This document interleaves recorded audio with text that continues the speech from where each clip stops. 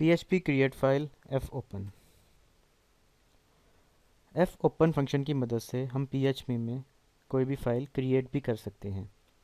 ये सुनना थोड़ा कंफ्यूजिंग होगा, लेकिन PHP में यही फंक्शन fopen फाइल को क्रिएट भी करता है। फ़र्ज़ कीजिए कि आपने एक फ़ाइल को राइट या इसको अपेंड करने के लिए ओपन करना है और ये फ़ाइल आपकी हार्ड डिस्क पर या सर्वर की हार्ड डिस्क पर पहले से मौजूद नहीं है।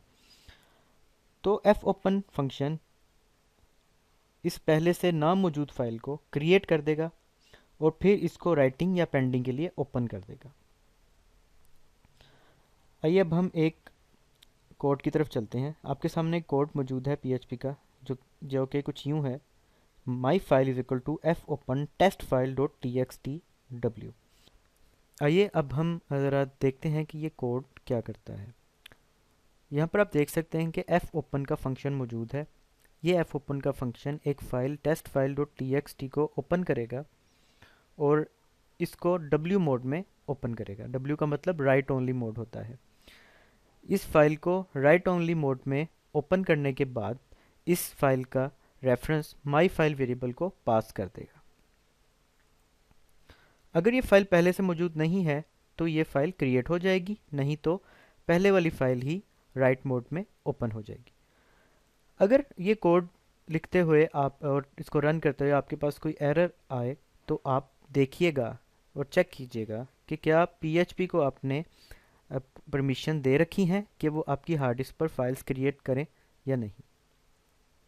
PHP write to file fwrite।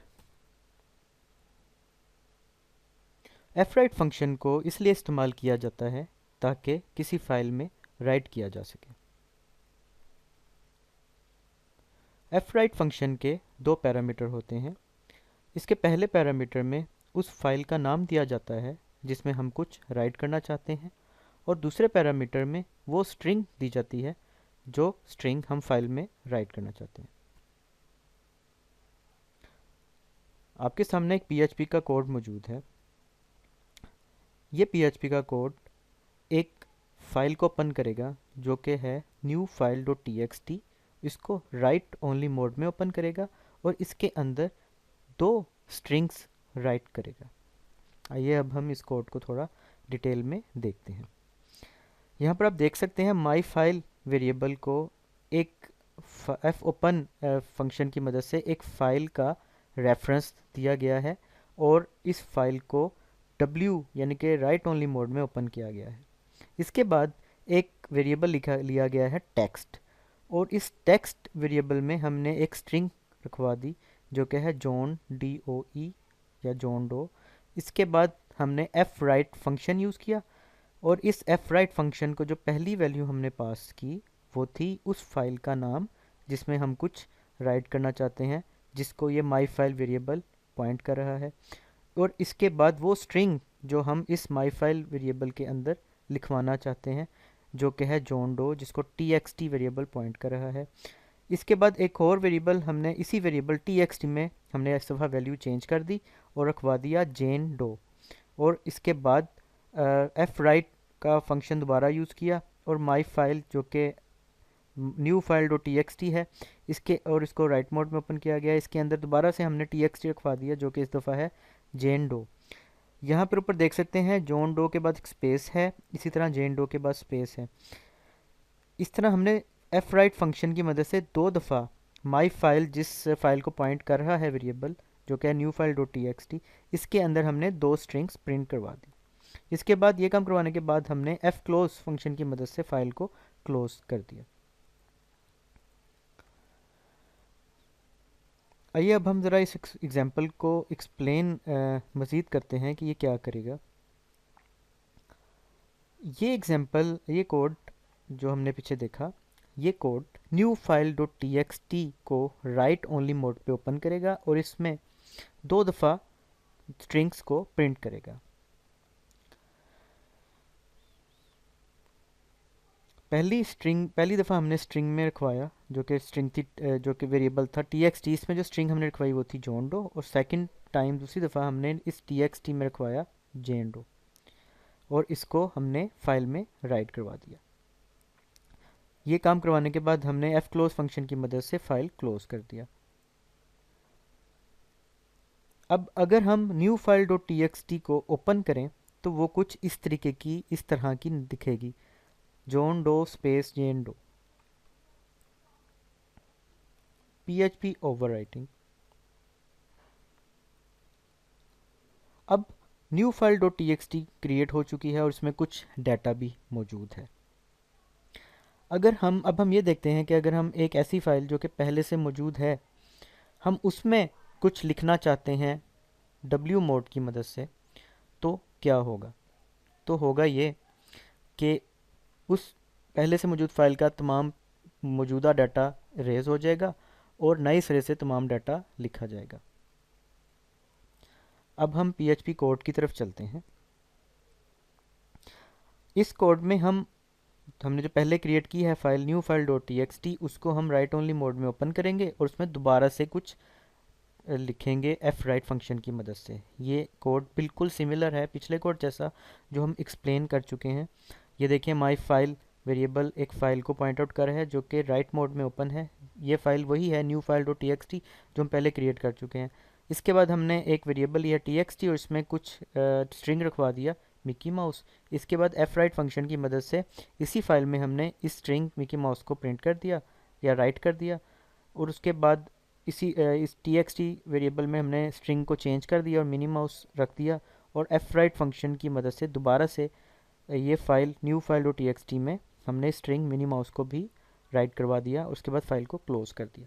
अब ये फाइल जो न्यू फाइल डॉट टी है, इसमें पहले जो वैल्यूज़ थी वो रिमूव हो जाएंगी और नई फाइल जो आएंगी वो होंगी मिकी माउस और मिनी माउस। यहाँ पर ये एक्सप्लेन किया गया है कि अगर न्यू फाइल डॉट टी को दोबारा ओपन किया जाएगा तो जॉन एंड जेन जो हमने पीछे वैल्यूज़ राइट की थी यहाँ पर वो ख़त्म हो जाएंगी और जो डाटा हमें नज़र आएगा वो होगा मिक्की माउस और Minnie Mouse. PHP file upload. सबसे पहले ये देख लें, ये इंश्योर कर लें कि आपके सिस्टम पर या सर्वर पर मौजूद PHP इस तरीके से कॉन्फ़िगर की गई हो कि फ़ाइल अपलोड्स हो सके। php.ini फाइल को सर्च करें और इस फाइल में से एक डायरेक्टिव है फाइल अंडरस्कोर अपलोड्स का, इसको ढूंढें और इस डायरेक्टिव फाइल अंडरस्कोर अपलोड्स को ऑन पर सेट कर दें। इस तरीके से आप PHP में फ़ाइल को अपलोड कर पाएंगे। इसके बाद हम एक HTML फॉर्म बनाएंगे जिसकी मदद से कोई भी यूज़र सबसे पहले किसी इमेज फाइल को चूज़ कर सकेगा ताकि उसको अपलोड किया जा सके। आपके सामने एक HTML का कोड मौजूद है। जैसे कि आप यहाँ देख सकते हैं कि एक फॉर्म टैग यूज़ किया गया है और इसके एक्शन एट्रीब्यूट में upload.php का स्ट्रिंग पास किया गया है। upload.php वो PHP का डॉक्यूमेंट होगा जहाँ पर फाइल अपलोड करने के लिए भेजी जाएगी।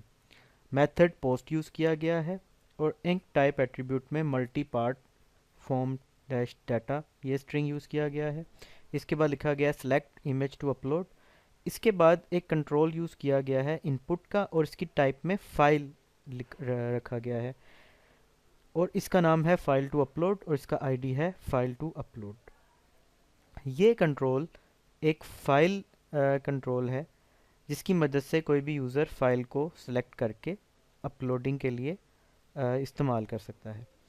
इसके बाद है input type is equal to submit, value is equal to upload image, name is equal to submit. यहाँ पर एक सबमिट बटन बनाया गया है ताकि जब हम उस सबमिट बटन पे क्लिक करें तो जो वो फाइल जो पिछले कंट्रोल से सिलेक्ट की गई थी वो सेंड की जा सके upload.php पेज पे ताकि फ़ाइल अपलोडिंग का स्क्रिप्ट रन किया जा सके।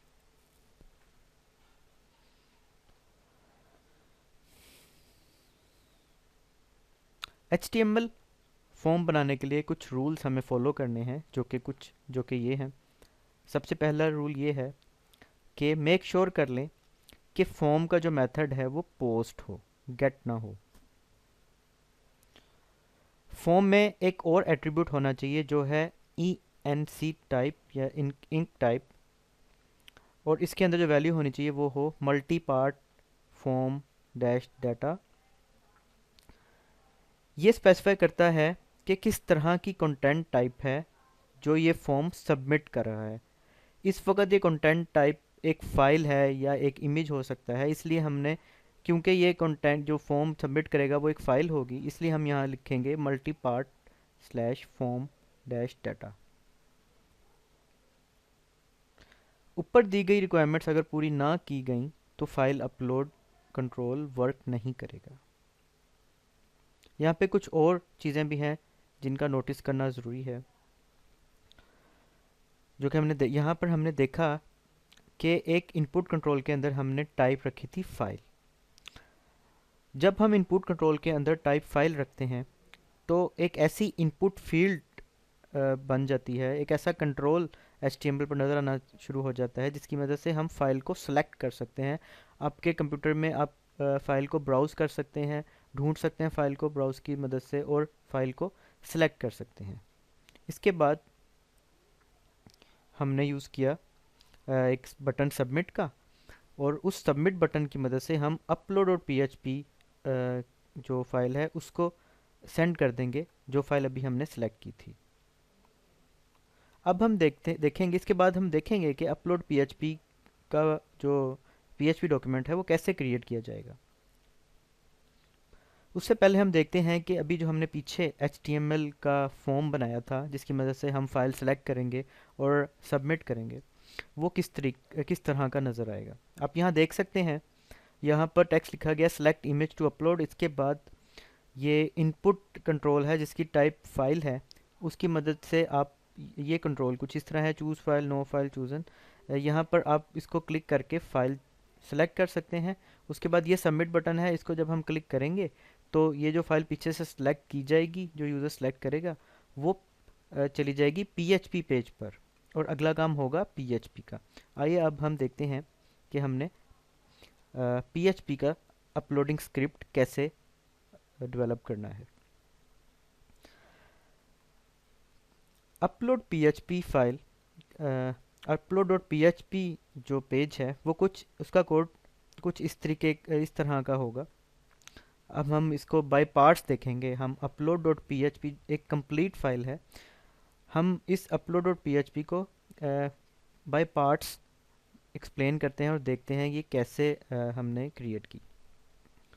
यहाँ पर आप सबसे पहले देख सकते हैं कि PHP का कोड गिवन है। सबसे पहले टारगेट अंडरस्कोर dir एक वेरिएबल है, इसके अंदर अपलोड्स स्लैश ये स्ट्रिंग पास की गई है। इसके बाद टारगेट अंडरस्कोर फाइल एक वेरिएबल है, इसके अंदर $ टारगेट अंडरस्कोर dir, ये जो पीछे वाला वेरिएबल है ये लिया गया है। उसके बाद डॉट, उसके बाद base name $ underscore files file to upload name, ये वेरिएबल, ये स्ट्रिंग पास की गई है। Basically $ underscore files file to upload, ये स्ट्रिंग जो है, ये पीछे जो HTML का कोड बनाया था, उस HTML का जो फॉर्म बनाया था, उस फॉर्म में से एक फ़ाइल कंट्रोल था। वो फाइल कंट्रोल जो वैल्यू पास करेगा वो यहाँ पर $ अंडरस्कोर फाइल्स में वो वैल्यू आ जाएगी। इसके बाद आप देख सकते हैं upload okay is equal to 1, ये अपलोड ओके एक वेरिएबल है, इसको 1 वैल्यू पास की है। इसके बाद इमेज फाइल टाइप एक वेरिएबल है, इसके अंदर हमने पाथ इन्फो, ये एक स्ट्रिंग है, ये सेट की है। इसकी एक्सप्लेनेशन इस पूरे कोड की हम नेक्स्ट पेज पर देखेंगे। इसके बाद इमेज को चेक करने के लिए कि ये एक्चुअल इमेज है या फेक इमेज है, इसके लिए ये कोड नीचे जो आप देख सकते हैं, ये कोड लिखा गया है।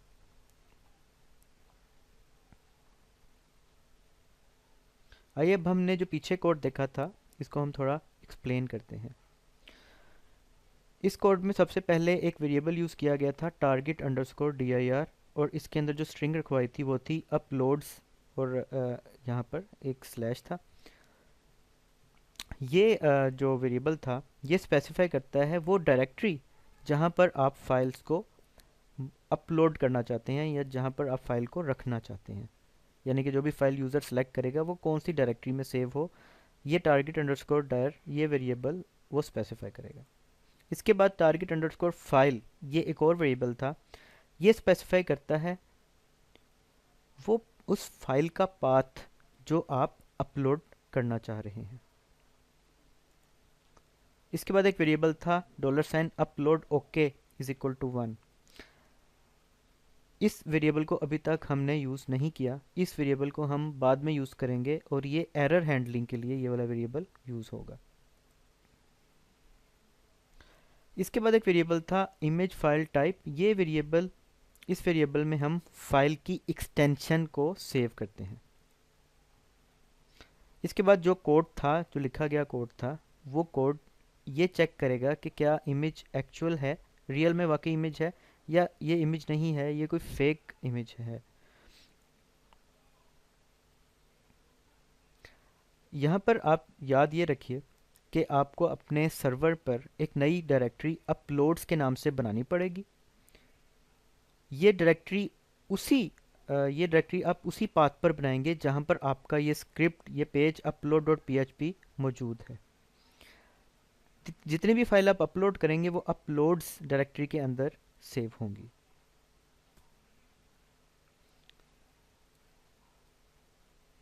आइए अब हम देखते हैं कि क्या फ़ाइल जो हम अपलोड करने जा रहे हैं क्या ये पहले से मौजूद तो नहीं। सबसे पहले हम ये देखेंगे कि क्या ये फ़ाइल पहले मौजूद तो नहीं। अगर ये फ़ाइल अपलोड फोल्डर में जो हम अपलोड करने जा रहे हैं ये इस तरह की बिल्कुल ऐसी आइडेंटिकल फ़ाइल पहले मौजूद है, तो एक एरर मैसेज डिस्प्ले हो जाएगा और अपलोड ओके वेरिएबल को 0 वैल्यू सेट की जाएगी। ये कोड कुछ इस तरह है, if file underscore exist target underscore file, यानी कि जो फाइल आप अपलोड करने जा रहे हैं अगर वो पहले से मौजूद है तो मैसेज प्रिंट किया जाए सॉरी फाइल ऑलरेडी एग्जिस्ट, और अपलोड ओके वेरिएबल को 0 वैल्यू पास कर दी जाए। जैसा कि हमने पहले बताया अपलोड ओके एरर हैंडलिंग के लिए यूज़ किया जा रहा है। अब दूसरी रिस्ट्रिक्शन जो हम लगाएंगे वो होगी फाइल साइज़ की।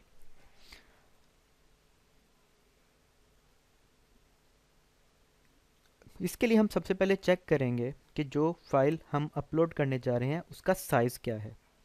अगर इसका साइज़ 500 KB से बड़ा है तो एरर मैसेज डिस्प्ले हो जाए और अपलोड ओके वेरिएबल को 0 वैल्यू सेट कर दी जाए। इसका कोड कुछ इस तरह है, इफ़ $_ फाइल्स, जो पीछे आपको फाइल कंट्रोल से जो फाइल मिली उसमें उसका नाम कंट्रोल का था फाइल टू अपलोड, अगर इसका साइज़ 500 KB से बड़ा है तो मैसेज प्रिंट कर दिया जाए sorry your file is too large, और अपलोड ओके वेरिएबल को 0 वैल्यू सेट कर दी जाए। यहाँ पर आप देख सकते हैं कि अपलोड ओके वेरिएबल को 0 वैल्यू तब सेट की जा रही है जब कोई एरर आ गया है, और अगर एरर नहीं है तो अपलोड ओके की वैल्यू 1 ही रहेगी। और यहाँ पर आपको एक और बात बताता चलूँ कि पीछे जो हमने HTML फॉर्म में फाइल इनपुट कंट्रोल बनाया था उसका नाम था फाइल टू अपलोड। अब हम फाइल टाइप पर भी लिमिटेशन लगा देंगे। ये कोड जो हम फाइल अपलोडिंग के लिए बना रहे हैं, हम चाहते हैं ये कोड सिर्फ इमेज फाइल्स को ही अपलोड कर पाए, और इमेज फाइल कौन कौन सी हों, वो इमेज फाइल्स हों JPG, JPEG, PNG, GIF। इसके अलावा कोई फ़ाइल अपलोड ना हो सके, और अगर यूज़र कोई और फाइल अपलोड करने की कोशिश करे तो अपलोड ओके वेरिएबल में 0 वैल्यू सेट कर दी जाए और इससे पहले एक एरर मैसेज भी प्रिंट कर दिया जाए। आइए अब हम कोड की तरफ चलते हैं।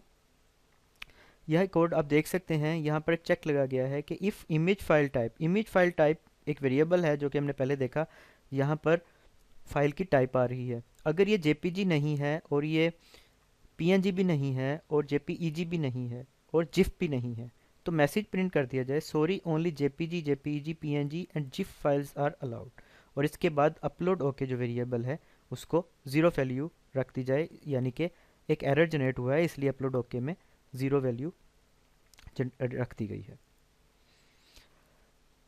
उसके बाद फाइनली अपलोड फाइल का कोड चलेगा। अब अगर जो पीछे हमने लिमिटेशन लगाई और हमने देखा, हमने अपलोड ओके में वैल्यू सेट की या रीसेट की, तो हमने देखा कि अगर अपलोड ओके में वैल्यू ज़ीरो है, इसका मतलब है एरर आया है, तो फाइल अपलोड ना की जाए। अगर अपलोड ओके में ज़ीरो नहीं है, वन है, तो फाइल अपलोडिंग का स्क्रिप्ट रन कर दिया जाए। जैसा कि आप यहाँ कोड पर देख सकते हैं, if upload okay is equal to zero, यानी कि एरर आ गया है, तो मैसेज प्रिंट करो sorry your file was not uploaded. अगर नहीं, तो एल्स पोर्शन यानी कि अपलोड ओके में ज़ीरो नहीं है, यानी कि एरर नहीं आया, तो कोशिश करो कि आप uploaded files move uploaded files एक फंक्शन है, उसकी मदद से जो फाइल कंट्रोल से आपको फाइल मिली उसको आप टारगेट फाइल पर मूव करो, और उसके बाद मैसेज प्रिंट करो कि ये फाइल जो कि आपने पीछे से भेजी थी, जो कि कंट्रोल से भेजी थी, वो अपलोड हो चुकी है। नहीं तो मैसेज प्रिंट किया जाए sorry there was an error uploading your file. PHP exception handling. What is an exception? Exception क्या होता है? एक्सेप्शन कुछ ऐसे इवेंट्स होते हैं जो प्रोग्राम की एग्जीक्यूशन के वक्त अकर हो जाते हैं और जिनकी वजह से प्रोग्राम का जो नॉर्मल फ्लो होता है वो डिस्टर्ब हो जाता है। एक्सेप्शंस खुद से भी जनरेट की जा सकती हैं, और खुद से एक्सेप्शन को ट्रिगर करने के लिए थ्रो कीवर्ड यूज़ किया जाता है। बेसिकली एक्सेप्शंस हम तब यूज़ करते, एक्सेप्शन ऐसी चीज़ होती है, ऐसा एरर होता है जिसको हैंडल किया जाए। मिसाल के तौर पे डिवाइड बाय ज़ीरो और आउट ऑफ बाउंड, ये कुछ एक्सेप्शंस हैं। ये मसले प्रोग्राम में आ सकते हैं, प्रोग्राम की एग्जीक्यूशन के वक्त कुछ ऐसी प्रॉब्लम्स आ सकती हैं, और अब अगर ये प्रॉब्लम आ जाए तो उस वक्त क्या किया जाए? उस वक्त इनको किसी ना किसी तरीके से हैंडल किया जाएगा, कुछ एक्सेप्शन हैंडलिंग की जाएगी ताकि इस मसले को हम इसके बारे में कुछ कर सकें, मगर प्रोग्राम जो है वो चलता रहे, उसकी वजह से एरर की वजह से प्रोग्राम बंद ना हो जाए। तो इस वजह से जो कुछ एरर्स आते हैं हम उनको हैंडल करते हैं, और ये काम हम एक्सेप्शन हैंडलिंग में करते हैं। हम एरर्स को या एक्सेप्शंस को खुद से भी थ्रो कर सकते हैं, और फिर उसके बाद उनको हम हैंडल कर सकते हैं। एक्सेप्शन खुद से ट्रिगर करने के लिए हम थ्रो कीवर्ड को यूज़ करते हैं। हम खुद से एक्सेप्शंस को क्यों ट्रिगर करते हैं? इसकी कई वजूहात हो सकती हैं। मिसाल के तौर पे, अगर हम चाहते हैं कि कोई वेरिएबल है उसकी वैल्यू एक सर्टेन रेंज से ज़्यादा ना हो, और अगर उसकी वैल्यू एक सर्टेन रेंज से ज़्यादा हो जाती है तो हम एक्सेप्शन जनरेट कर दें जिसको हम बाद में हैंडल कर सकें। इस तरह कई लोगों की, कई प्रोग्रामर्स की अपनी ज़रूरियात हो सकती हैं। तो मतलब ये कि एक्सेप्शंस खुद से ट्रिगर करना भी अहम काम है।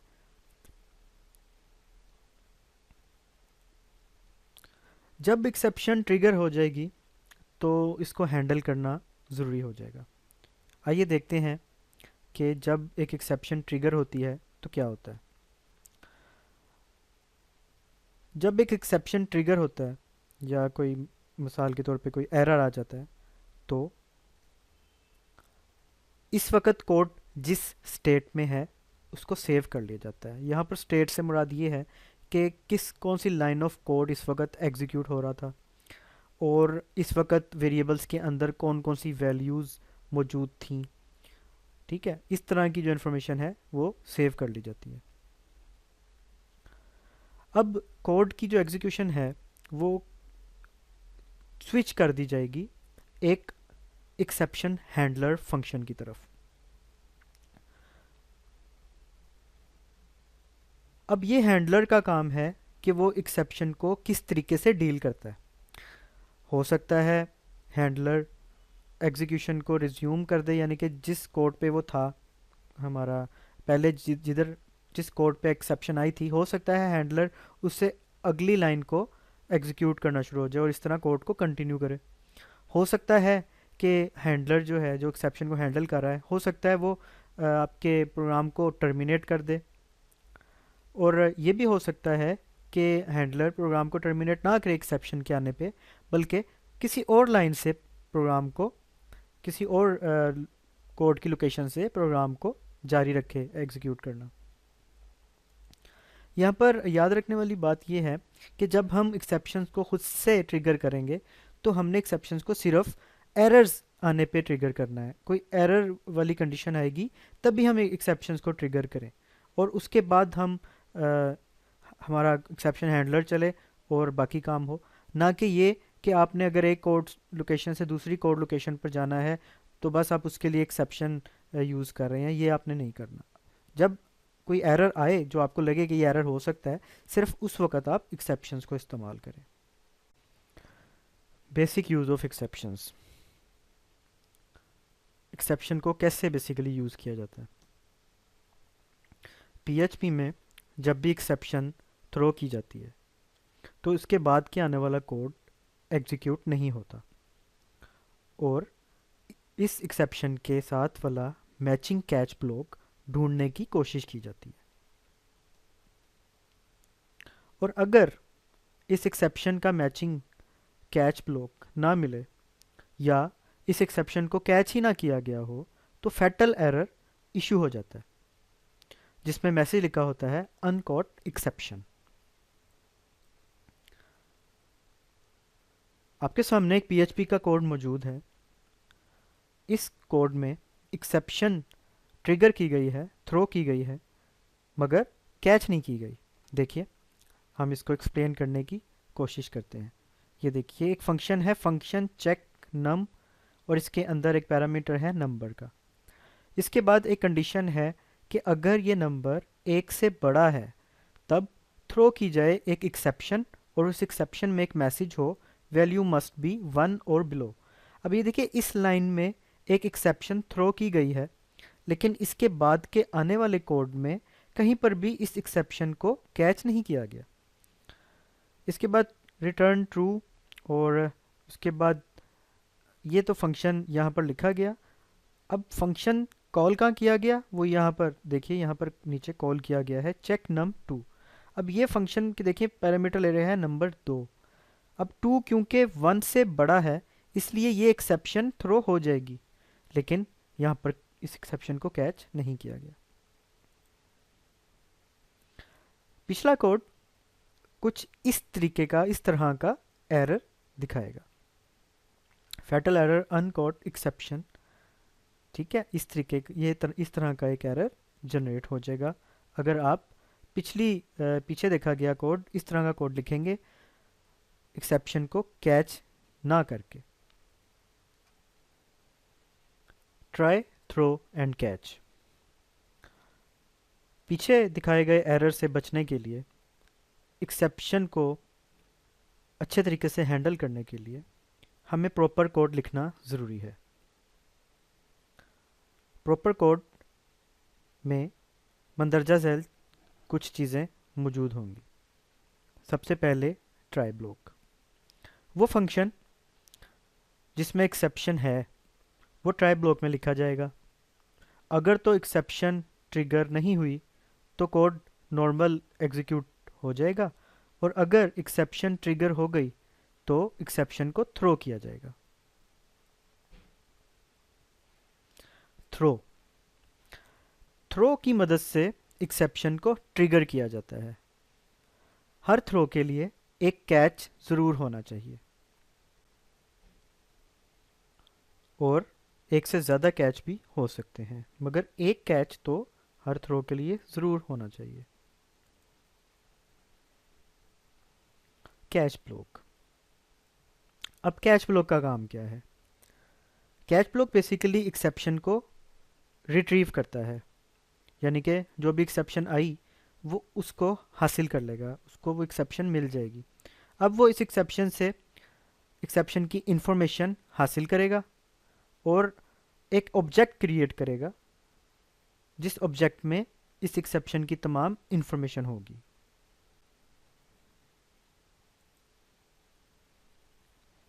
Try, throw and catch example. आइए अब हम ट्राई, थ्रो और कैच की एक एग्जाम्पल देखते हैं। आपके सामने एक पीएचपी का कोड मौजूद है। हमने पीछे भी एक पीएचपी का कोड देखा था मगर वो एक वैलिड कोड नहीं था, क्योंकि वहाँ एक्सेप्शन थ्रो तो की गई थी मगर उसको कैच नहीं किया गया था। मगर यहाँ पर आपके सामने एक वैलिड कोड है जिसके थ्रू हमने एक्सेप्शन हैंडलिंग की है।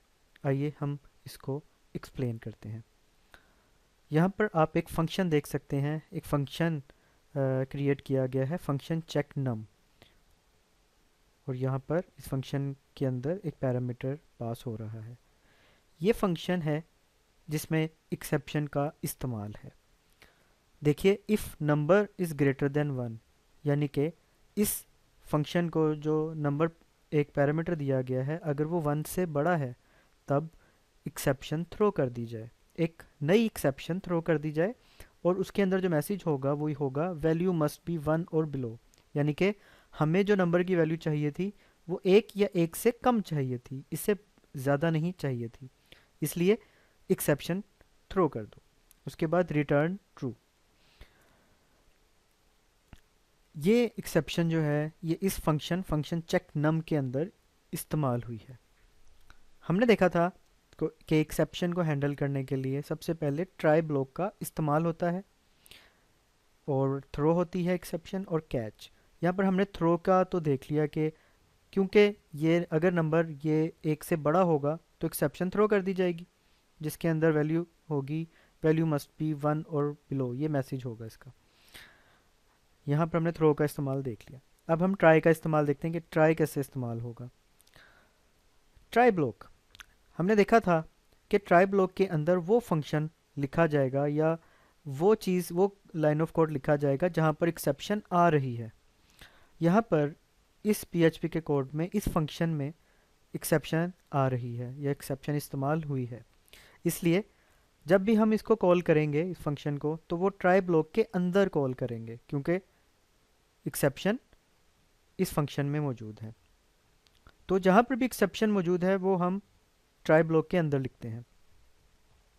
अब ये भी हो सकता है कि एक्सेप्शन ट्रिगर हो, ये भी हो सकता है एक्सेप्शन ट्रिगर ना हो। वो कैसे? वो ऐसे कि देखिए, हम अगर चेक नम में वन वैल्यू देते हैं, इसको, इस फंक्शन को जो हमने ऊपर डिफाइन किया है, इसको कॉल करते हुए इस फंक्शन को हम वैल्यू वन देते हैं, तब क्या होगा? देखिए, ये फंक्शन चलेगा और चेक करेगा कि क्या नंबर वन से बड़ा है, तो नहीं। हमने इसको अगर वन वैल्यू दी तो फंक्शन वन से बड़ा बिल्कुल नहीं है, फंक्शन वन के बराबर है। तो इस कंडीशन के बाद ये ट्रू नहीं होगी तो ये लाइन ऑफ कोड चलेगा ही नहीं, यानी कि एक्सेप्शन जनरेट ही नहीं होगी, ट्रिगर ही नहीं होगी। तो अगर तो एक्सेप्शन ट्रिगर तो ना हुई तो ये कोड जो इस कॉल फंक्शन को कॉल करने के बिल्कुल बाद में लिखा गया है ये चल पड़ेगा। दूसरी सूरत में अगर एक्सेप्शन ट्रिगर हो गई तो यहीं से, इसी लाइन ऑफ कोड से जहाँ पे एक्सेप्शन ट्रिगर हुई, जंप कर दिया जाएगा एक्सेप्शन हैंडलिंग के लिए कैच ब्लॉक पे। अब कैच ब्लॉक क्या करेगा? कैच ब्लॉक में जैसा कि आप देख सकते हैं एक एक्सेप्शन टाइप का वेरिएबल है $e, यानी कि इस कैच ब्लॉक को एक्सेप्शन पास कर दी जाएगी जो भी जनरेट हुई। अब ये कैच ब्लॉक, यानी इस कैच ब्लॉक ने एक्सेप्शन रिट्रीव कर ली, हासिल कर ली, और उसके बाद इस कैच ब्लॉक ने एक ऑब्जेक्ट क्रिएट किया ई का, यानी कि एक्सेप्शन का एक ऑब्जेक्ट क्रिएट कर दिया, और उसके बाद उस ऑब्जेक्ट से कुछ काम करवाया। वो इसने क्या करवाया इसकी डिटेल हम बाद में देखेंगे। अब इस पीएचपी कोड का रिजल्ट क्या होगा? इसका रिजल्ट कुछ इस तरह का होगा, एक मैसेज लिखा हुआ आएगा, message value must be one और बिलो। ये देखिए यहाँ पर जो हमने इसको पास की थी string value must be one और बिलो, यही मैसेज डिस्प्ले कर दिया जाएगा इस कैच ब्लॉक की मदद से।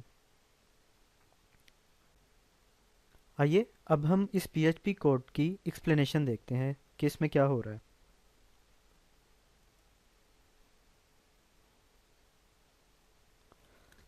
ये देखा गया कोड जो भी हमने देखा पीएचपी का, ये एक्सेप्शन थ्रो भी करेगा और उसको कैच भी करेगा।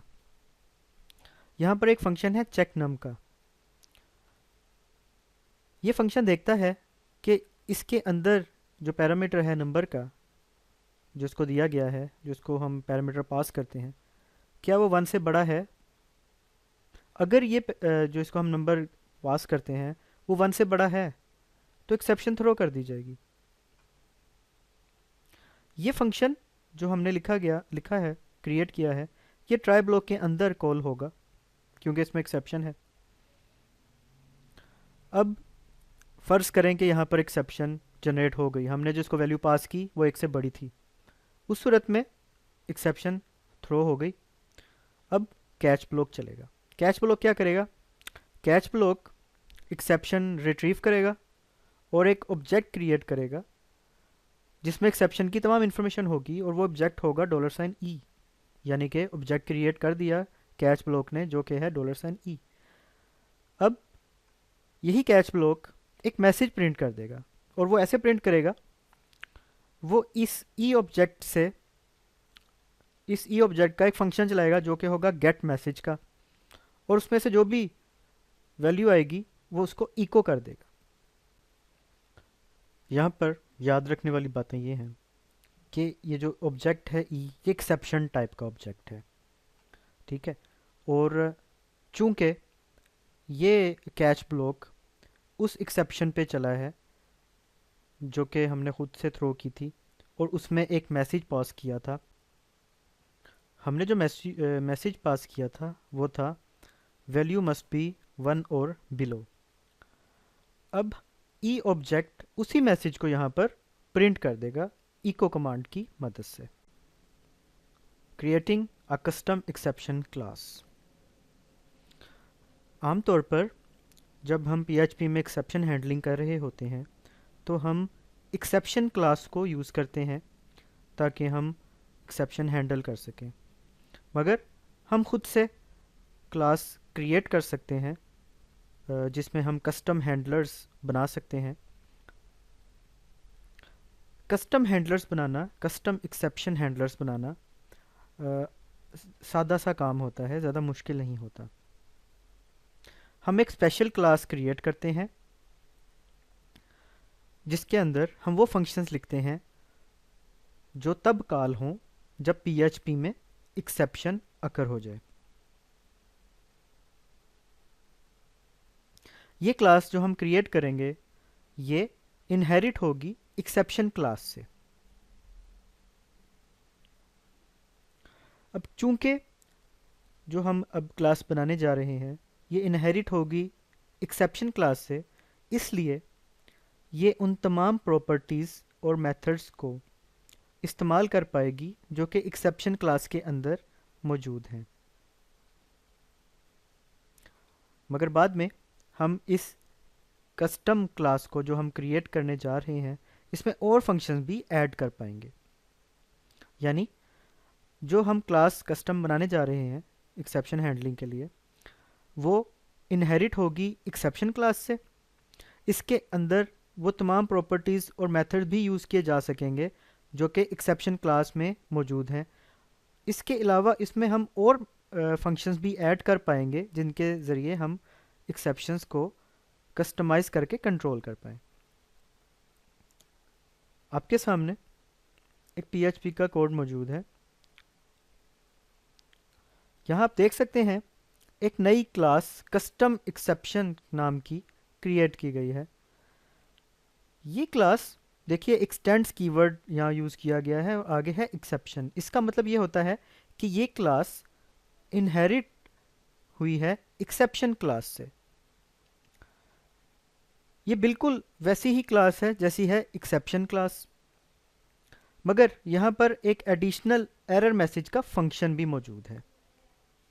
अब चूंकि ये बिल्कुल अपनी पुरानी ये एक्सेप्शन क्लास जैसी ही है इसलिए, और उससे इनहेरिट हुई है, इसलिए ये एक्सेप्शन क्लास की तमाम प्रॉपर्टीज़ और मेथड्स को भी इस्तेमाल कर पाएगी।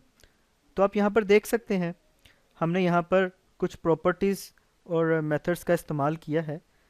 हमने मेथड्स का इस्तेमाल किया, जैसे आप देख सकते हैं गेट लाइन मैसेज मेथड इस्तेमाल किया है, गेट फाइल मेथड इस्तेमाल किया है, और गेट मैसेज हमने मेथड इस्तेमाल किया है जो कि एक्सेप्शन क्लास से बिलोंग करते हैं।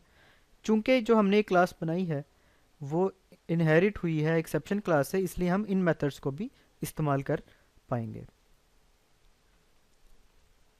आइए अब हम मज़ीद एक्सप्लेनेशन की तरफ जाते हैं।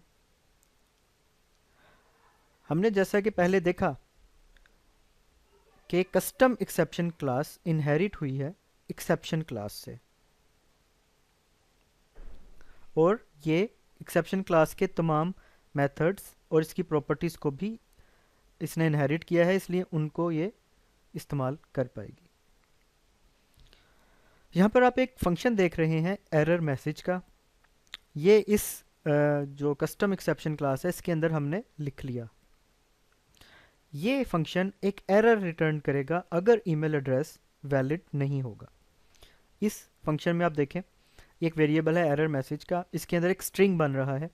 स्ट्रिंग ऐसे बन रहा है, एरर ऑनलाइन दिस, यानी कि दिस का मतलब होता है कि यही ऑब्जेक्ट ये जो हमारा इस वक्त एक्सेप्शन क्लास का ऑब्जेक्ट है, ये अपने आप को पॉइंट कर रहा है। दिस गेट लाइन, यानी कि इस वक्त ये कौन सी लाइन पर ये कोड रन कर रहा है। इन दिस गेट फाइल, ये जो कोड है ये कौन सी फाइल में मौजूद है वो प्रिंट करेगा। और उसके बाद दिस गेट मैसेज, जो भी इस एक्सेप्शन का मैसेज है वो प्रिंट करेगा। उसके बाद खुद से एक स्ट्रिंग प्रिंट करेगा, is not a valid email address. तो फाइनली ये स्ट्रिंग कुछ इस तरह बन जाएगा, एरर ऑनलाइन, फर्ज करें लाइन नंबर 14 है तो आ जाएगा एरर ऑनलाइन 14, इन फर्ज करें फाइल का नाम है test.php तो आ जाएगा, और उसका पूरा पाथ भी आ जाएगा, वो पाथ आ जाएगा और फाइल का नाम आ जाएगा। और उसके बाद आ जाएगा मैसेज, जो कोई भी मैसेज हो सकता है, और साथ ये सब कुछ कॉन्कैटिनेट होके एक ही लाइन में प्रिंट हो जाएगा। ये हम अभी इसका जो रिज़ल्ट आएगा, हम अभी इसका रिज़ल्ट भी देखते हैं। हो सकता है जो मैंने आपसे यहाँ पर इसका रिज़ल्ट शेयर किया हो उससे थोड़ा मुख्तलिफ ही हो, वो हम फाइनल में देख लेंगे। इसके बाद आप देखें कि हमने यहाँ पर एक ईमेल वेरिएबल यूज़ किया है जिसके अंदर हमने एक इनवैलिड ईमेल एड्रेस भी रख दिया है ताकि एक्सेप्शन जनरेट हो। अब ये ऊपर हमने जो फंक्शन लिखा, क्योंकि इसमें एक्सेप्शन का इस्तेमाल है इसलिए ट्राई ब्लॉक के अंदर आना चाहिए। तो यहाँ देखें हमने ट्राई ब्लॉक का इस्तेमाल किया। देखें ट्राई ब्लॉक के अंदर क्या हो रहा है, ट्राई ब्लॉक के अंदर एक चेक लगा हुआ है, if filter underscore war email filter validate email, और उसके बाद इक्वल इक्वल इक्वल फॉल्स। ये लाइन क्या कर रही है, ये लाइन ये कर रही है जो ईमेल वेरिएबल है इसको चेक करेगी और देखेगा कि क्या ये एक वैलिड ईमेल एड्रेस है। अगर तो ये एक वैलिड ईमेल एड्रेस नहीं है, फॉल्स आ गया, तो थ्रो कर दे exception, throw new custom exception, और उसके अंदर भेज दे ईमेल, यानी कि थ्रो न्यू एक्सेप्शन जो कस्टम एक्सेप्शन क्लास की मदद से एक्सेप्शन थ्रो करे। अब देखें यहाँ पर एक्सेप्शन क्लास नहीं यूज़ हुआ, यहाँ पर कस्टम एक्सेप्शन क्लास का इस्तेमाल किया गया और उसका ऑब्जेक्ट क्रिएट करके थ्रो किया गया। और उसके अंदर मैसेज है ईमेल, ईमेल के अंदर यही ईमेल जो someone@email.com @example.com, यही इसके अंदर मैसेज के तौर पे भेज दिया। ये किया ट्राई ब्लॉक के अंदर हमने। इसके बाद कैच ब्लॉक, जाहिर बात है एक्सेप्शन थ्रो हुई है तो कैच की भी ज़रूरत पड़ेगी। कैच ब्लॉक में भी इस वक्त एक्सेप्शन क्लास इस्तेमाल नहीं की गई, एक्सेप्शन नहीं है, यहाँ पर कस्टम एक्सेप्शन का इस्तेमाल है और उसी टाइप का ऑब्जेक्ट है ई। उसके बाद ई को कर दिया गया, यानी कि प्रिंट कर दिया गया। ई के अंदर जो एरर मैसेज था वो प्रिंट कर दिया गया, उसका जो रिज़ल्ट था वो प्रिंट कर दिया गया। ई के अंदर जो एरर मैसेज था वो था, आप देख सकते हैं ये जो फंक्शन है एरर मैसेज, हमने इसको चेंज कर दिया था, इसका जो भी रिज़ल्ट था वो यहाँ पर प्रिंट हो जाएगा। हम उस डिस्कस कर चुके हैं वो रिज़ल्ट कैसा होगा, एरर ऑनलाइन और इस तरह का वो रिज़ल्ट होगा। आइए अब हम इस पूरे पीएचपी के कोड का रिज़ल्ट देखते हैं क्या होगा। अगर हम इस पीएचपी के पेज को ब्राउज़र पे रन करें तो इसका रिज़ल्ट कुछ इस तरह होगा, एरर ऑनलाइन 14 इन, ये देखिए पूरा का पूरा जो एक पाथ आ गया फाइल का नाम भी आ गया साथ। उसके बाद एरर मैसेज जो कि हमने सेंड किया था someone@example.com, उसके बाद जो हमने खुद से स्ट्रिंग लिखी थी is not a valid email address. इस तरीके से हम कस्टम एक्सेप्शन क्लासेस में हम खुद से एक्सेप्शन हैंडलर्स बना सकते हैं और कस्टमाइज कर सकते हैं एक्सेप्शन हैंडलिंग।